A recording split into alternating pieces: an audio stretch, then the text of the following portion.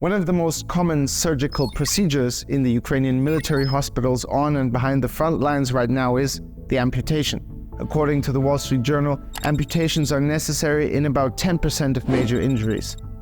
The cutting off of limbs is a drastic measure that doctors only undertake if the wound or damage to a certain body part is so severe that the safest way to save the patient is to remove it. Now, apart from shrapnel, the most common cause of this kind of injury is mines.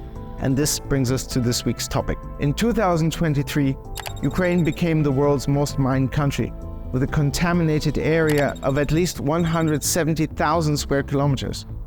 Please be aware that this statistic, due to the dynamic situation, is only an estimate. The real number, for one, changes all the time, and probably it is a lot larger, since in most conflicts only a fraction of the actual mined territory is registered.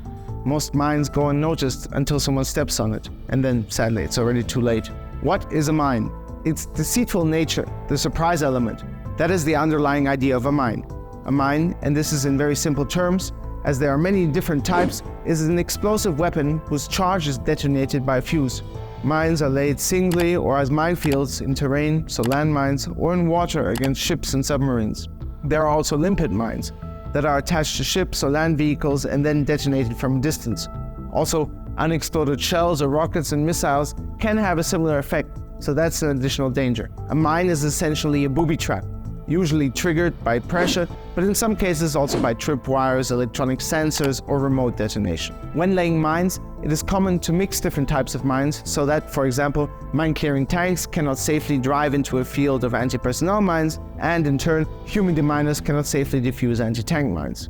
Why do you lay mines? The main purpose of mines is for defense, or at least containment. Let's take a look at the ongoing counteroffensive in Ukraine. Russia is using every trick in the book to defend its occupied territories. While the main roads are a much too obvious attack route, it's apparent that Ukraine has to try to cross the vast open fields. Russia has in return mined a majority of these fields to stop any advance over the open space. The US Marines Field Manual defines 4 types of minefields.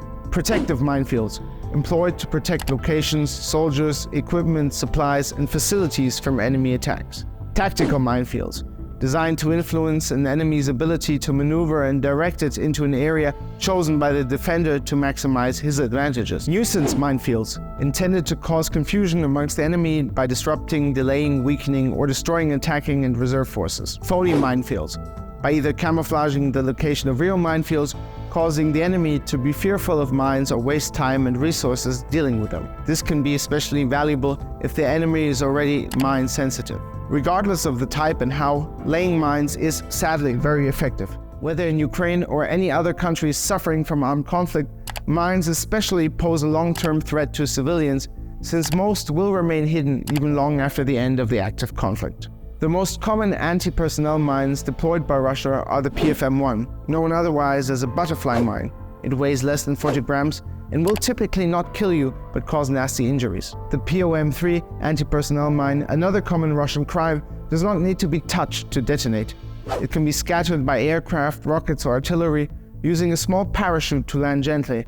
It's around the size and shape of a can of Coke, and upon landing it inserts a small spike into the earth. When this spike detects some sort of vibration, like footsteps, it launches the main mine into the air, where the 100-gram explosive payload detonates, spraying deadly metal shrapnel. Russia has also deployed various anti-tank mines in Ukraine, for example the PTM-1, whose elongated plastic casings contain more than 1 kilogram of plastic explosive. PTM-1s can be dropped from helicopters or scattered by submunition warheads. If a tank or another heavy vehicle drives over it, the 1.5 kilogram mine explodes, and in most cases, the chain is destroyed. This poses a high threat even to modern Western main battle tanks. The immobilized tanks then become an easy target. Russia has also deployed more modern mines like the PTKM-1R. These spring or jump mines, which resemble a camping stove, are a particularly treacherous weapon because the tank does not have to roll over it for it to explode.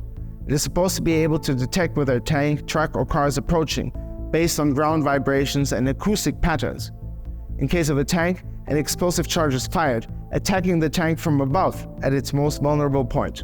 Demining. So, to advance and reconquer occupied territory, Ukrainian soldiers are faced with the humongous task of demining at least enough territory to create pathways for them to advance and attack.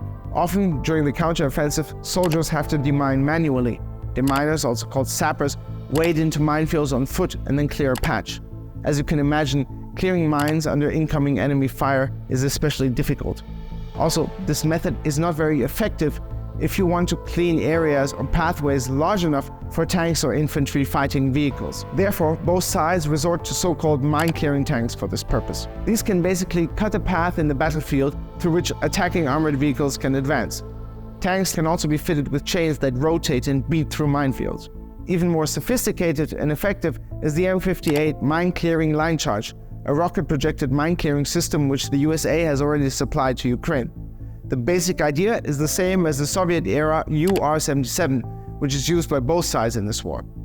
The tracked UR-77, nicknamed Meteorite, dates back to the 1970s and uses the so-called pyrotechnic broaching method. To do this, the UR-77 uses a rocket to fire two armed thick detonating cords from the turret. They touch the ground and the explosives in the string detonate. The blast wave is designed to detonate mines near the strings, creating a mine-free alley up to 90 meters long and 6 meters wide. However, the older Soviet systems don't work on more modern mines because the small explosives in the cords do not detonate them. So, to be successful, Ukraine will have to rely on more modern systems like the M58. Other options include drones and robots, unmanned aerial or ground-based vehicles that do a job that would otherwise put a human being at risk. Slovakia has provided Ukraine with a similar but smaller system called Bozena 5, which is an unmanned, remote-controlled 12-ton crawler that also rotates heavy metal parts.